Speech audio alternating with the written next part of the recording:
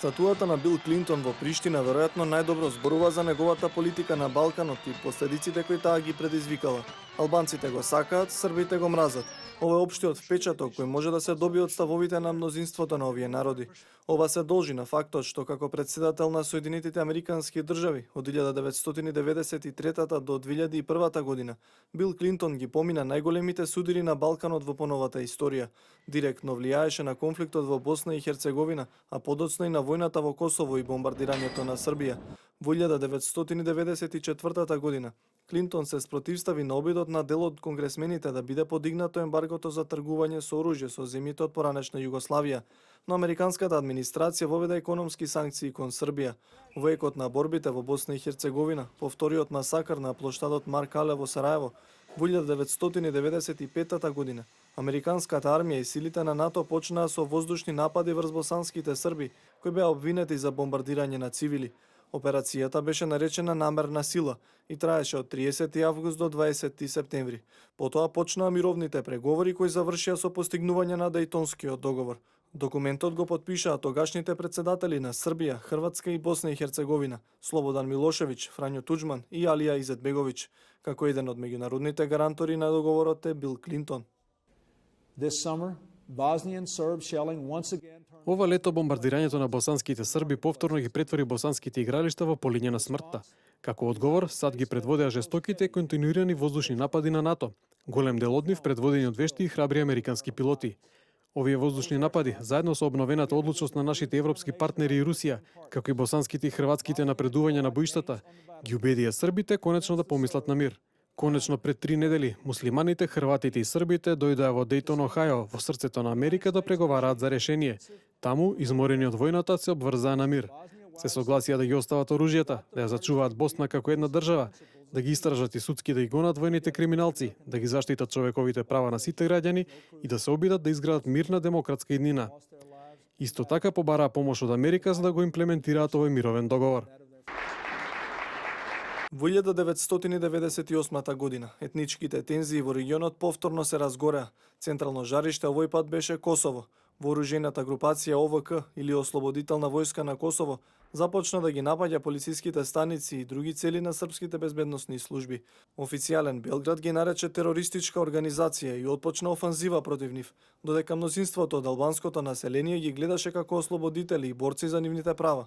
Американскиот дипломат Роберт Гелбарт исто така ги нарече терористи, но само неколку месеци потоа оствари средба и разговори со дел од политичките лидери на оваа организација.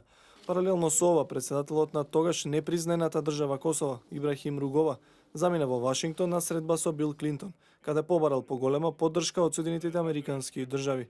Една година подоцна, американската армија заедно со силите на НАТО започнаа да ја бомбардираат Сојузна република Југославија. Како повод беше наведено одбивањето на српските власти да го потпишат мировниот договор изготвен од САД, кој предвидуваше распоредување на војници на НАТО во Косово и Србија за спроведување на мирот. Today, our armed forces joined our NATO allies in airstrikes against Serbian forces. Денес нашите вооружени сили им се приклучија на НАТО сојузниците во воздушните напади против српските сили, одговорни за бруталноста во Косово. Постапивме одлучно поради неколку причини. Делуваме за да заштитиме илјадници невини луѓе во Косово од растечката воена офанзива.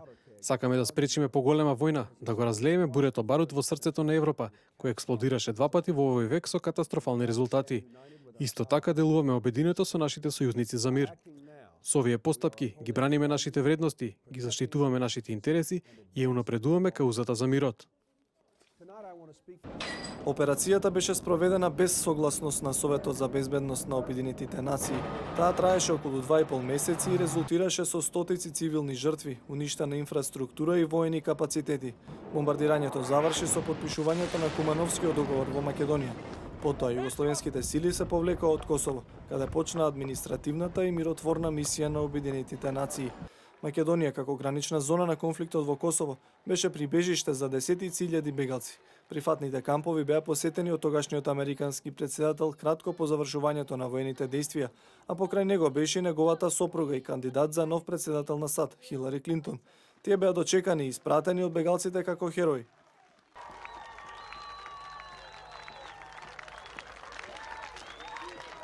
Proud of what we did because we think it's what America stands for. Горди сме на тоа што го направивме и за тоа што се залага Америка. Сметаме дека никој никогаш не треба да биде казнет, дискриминиран, убиен или протеран поради нивната религија или етничка припадност.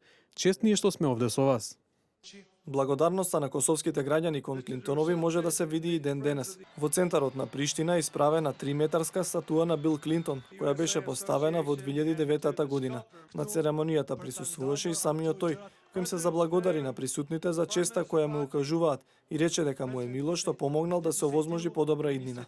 Неговото име го носи и булеварот на кој е поставена скулптурата, а недалеку од ова место може да се види и бутикот за женска облека Хилари, место кој и самата го посети.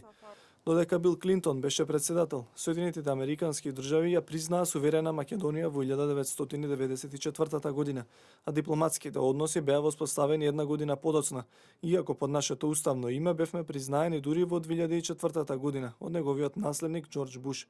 Клинтон имаше 2 средби со првиот македонски председател Киро Глигоров. You bore this burden at great cost and considerable. Го носевте овој товар за висока цена и значителен ризик, за заедно да можеме да целиме кон визија за Југоисточна Европа, многу поразлична од ужасното етничко чистење во Косово и во Босна. Го сопревме тоа. Сега е време да градиме подобра иднина и ви ветувам дека САД ќе работат заедно со вас. Клинтон се верува дека одиграл улога во вршењето притисок за подигнување на ембаргото од Грција. Неговата администрација во неколку наврати во 90-тите години ја истакна важноста на македонската влада и држава во одржувањето на мирот и стабилноста во регионот.